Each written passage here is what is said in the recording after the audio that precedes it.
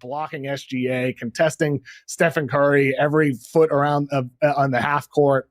94th percentile on matchup difficulty, according to B-Ball Index. He always defends the opponent's best player. He's defending guards, Ja Morant, Donovan Mitchell, SGA, Curry, bigger wings, Anthony Edwards, LeBron James. He's even defended guys like Evan Mobley and Naz Reid, bigs, and he does it at an elite level, all while. This is Kevin O'Connor by Yahoo Sports, and as you can hear, he's vouching for Amen Thompson for Defensive Player of the Year, which in my opinion, he's going to come up just a little bit short. I think if Amen Thompson wasn't injured throughout the year and he just turned it on earlier and played throughout the season, hands down, he should get Defensive Player of the Year. I'll give it to him now, but the way it works, you know, they're not going to give this guy Defensive Player of the Year, even though he deserves it. And like O'Connor says, the guy don't only just defend guards, big men throughout the season. He's well worth it. Off the ball, on the ball, helping, passing lanes, just all over the floor, just being disruptive. He's got my vote. But Kevin O'Connor, I hope you don't mind me using your footage for a video. Go subscribe to him. Matter of fact, he has good insights on NBA basketball. You might want to go ahead and check him out. So Kevin O'Connor, I hope you don't mind me using a video. But Amen Thompson, Defensive Player of the Year, he's got my vote. NBA playoffs, play-in. We're here. We're here starting tomorrow. Big games are coming up. But the Houston Rockets, before I start this video back, oh man, you want to call that a dress rehearsal? I don't know what the Rockets were doing yesterday. That wasn't a dress rehearsal. If it was, put the dress back on. Wait to the playoffs. Because they came out there, the defense was just was nothing. It was atrocious, basically, the defense.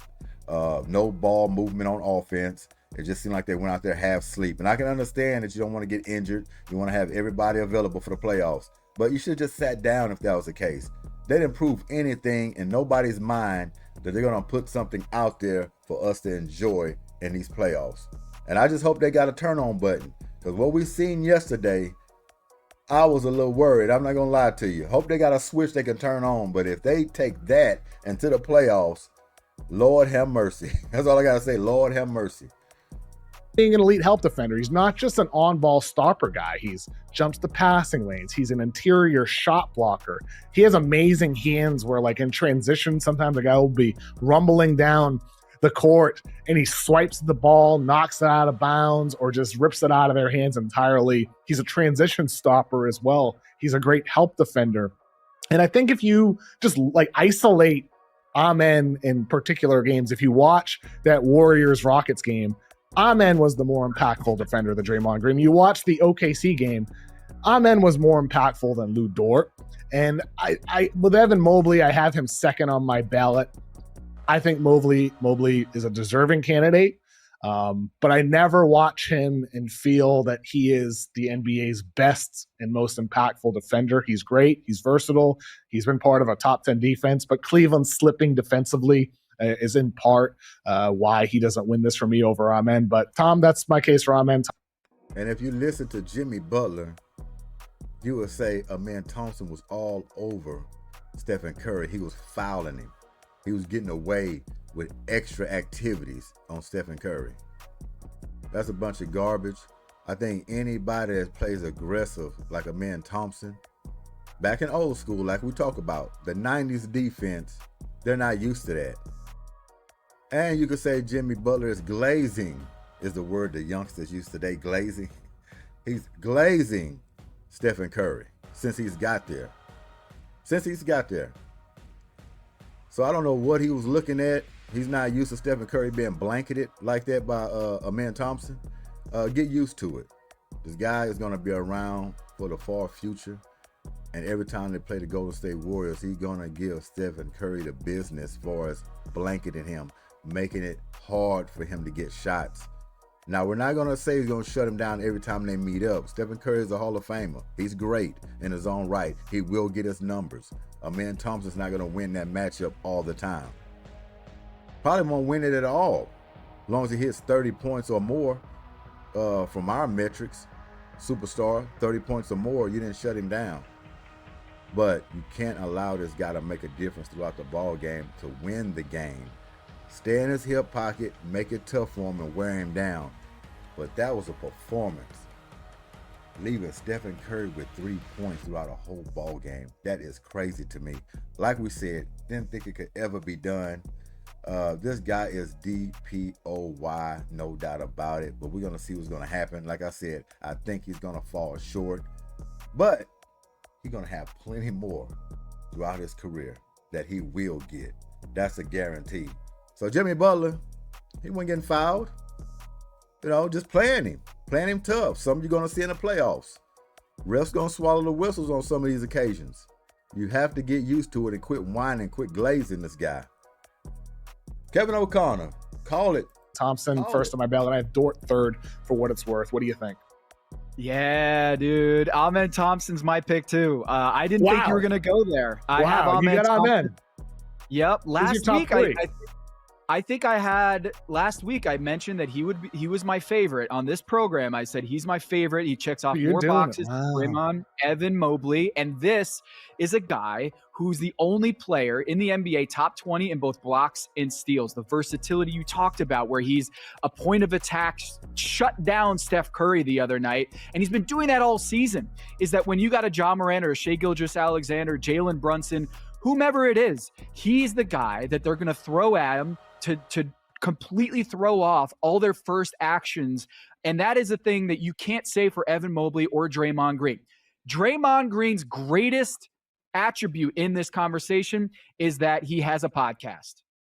I'm telling you, dude, he went from 0% chance, like it was 0.8% on Polymarket, 0.8% chance of winning Defensive Player of the Year until he had that comment where he's like, I deserve it 1,000%, have a case for Defensive Player of the Year. And then he became the favorite. Yes, he had a great game against Giannis and the Milwaukee Bucks, and that helped kind of drive that conversation.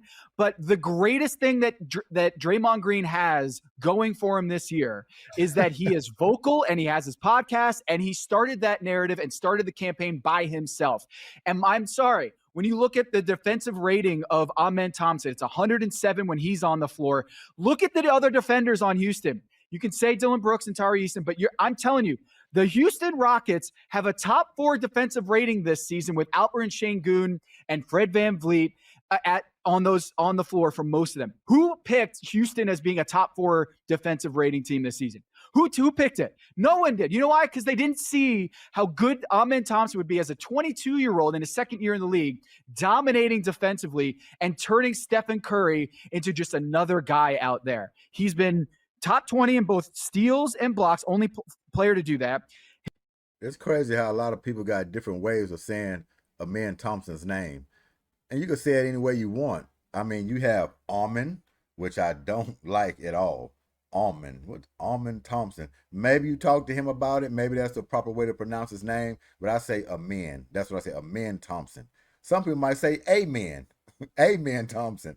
I don't know, but a lot of guys or different people just pronounce his name in a lot of different ways. Who knows which way is the right one? I'm going to stick with Amen. They say Amen. A lot of people I heard say Amen. But I don't know. It's just crazy to me. But his on-court defensive rating, 107, meaning the Houston Rockets are holding opponents to 107 points every 100 possessions when he's on the floor. That's better than Draymond's, that's better than Mobley's, and that's better than Jaren Jackson Jr.'s. And I would argue that those other 3 candidates, Jaren Jackson Jr., Draymond, and Mobley, have better defenders around them that can pump up that score, pump down in the case of a defensive rating where lower is better. Amen Thompson, best defensive player this year, and I would go Evan Mobley at number 2, Tamani Kamara at number 3, and Dyson Daniels right behind him. I think Tamani Kamara, second in the NBA in defensive stops, being a rim protector in ways that Dyson Daniels isn't. I would argue that he's been more impactful. And if you look at the defensive rating of the Portland Trailblazers over the last half of the season, he has been outstanding. We had him on the Big Number podcast. I don't know if you saw that interview, but Dan Devine and I had. We'll leave it right there. But the Kevin O'Connor Show, go subscribe to him for sure. Yahoo Sports. And like I said, Kevin, hope you don't mind me using your footage for video. Hope you don't mind. But let me give y'all my picks before we get out of here, quick hitters. Let's check them out. So here we go. You have the Hawks and the Magic, Grizzlies, Warriors, Heat, Bulls, Mavericks, and Kings. Let's start with the Hawks and the Magic tomorrow. That's a good matchup. Some will say two mediocre teams, I guess you could say, on the rise. I love to see the Magic in the mix. I do. They've been down for a very long time. Them playing at home, I'm going to pick the Magic at home against the Hawks. I just believe the Magic only have to worry about Trae Young. Not allowing him to go all over the place and go crazy. But if he does go all over the place and go crazy, that's only, 30 or 40 points? Somebody else has to cover the difference. I don't know who else could really step up for the Hawks on a consistent basis, or at least in a one-game situation. I don't know. I think Magic got a little bit more. Very young squad. You got other guys that can come at you. Very strong and hard. They've been playing well all year. And Banchero, he a problem in itself. Big problem. So I will be going with the Magic on that matchup. Grizzlies and Warriors. What we say, a doozy. That's going to be a doozy. Knockout. Warriors, of course, pedigree, been there before, got championships on their belt. You just can't go against Stephen Curry in a game like this in the Warriors. You just can't do it. They're at home, too, against the Grizzlies. Grizzlies are good. Grizzlies been up and down as well, too, just like the Warriors. But like I say, the pedigree and then Stephen Curry, it's hard to go against him. I'm going to go with the Warriors in that matchup. Not saying I want the Warriors to win that game, but I'm going for them in this matchup. So if the Grizzlies pull it out, some will say it's kind of like an upset. I think they will look at it as that way. All right, the Heat and the Bulls. Miami Heat just struggling just to get a win, ain't they? Yesterday, a heartbreaker. Just when you thought the Heat was going to pull it out, they lose on a buzzer beater. That was heartbreaking. The Heat and the Rockets kind of in the same boat, if you really look at it. Two teams try to go out there with a little dress rehearsal. Didn't turn out too well. Leaving all fans almost in disbelief that they went out there and put out that kind of performance and just couldn't seal the deal. The Rockets a little worse situation because they didn't look nothing like they did in the regular season or just a couple of days ago. So they should have just sat out. They should have just sat out, let the bench players play, because they left a bad taste in our mouth going into the playoffs, going out there with atrocious defense, no ball movement, bad shots, couldn't hit anything yesterday at all. Just to leave early and say, okay, what we got? What we going to do in the playoffs? I'm hopeful, but they better not show any resemblance of what they did the other day. Can't do it. So yes, Miami Heat, I'm rolling with you, but the Bulls can get you. Don't mistake that. The Bulls can pull this so-called upset. I don't really want to call it an upset. The Heat has been terrible pretty much all year long, just been holding on by a thread. And the Bulls have been steady all year long. And they're at home. The Bulls can easily win this game. Easily.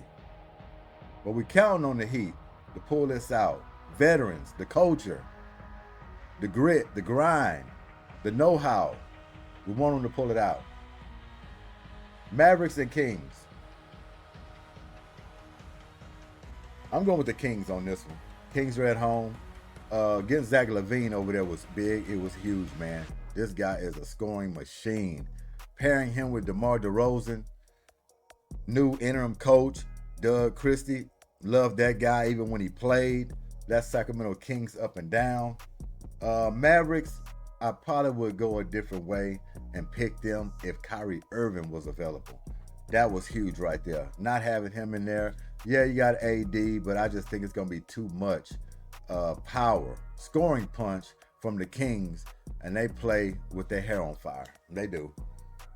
Mr. Mid-Range and DeMar DeRozan, and Mr. Everything all over the floor with Zach LaVine. So I'm going with the Kings. Those are my picks. Y'all can check them out, criticize them, do what you want, but that's what it is. We'll see how it turns out. Appreciate it. Play-in is here. Playoffs is around the corner. GSQH, Goodymo Sports Quick Hits. Thanks for y'all time. Appreciate it.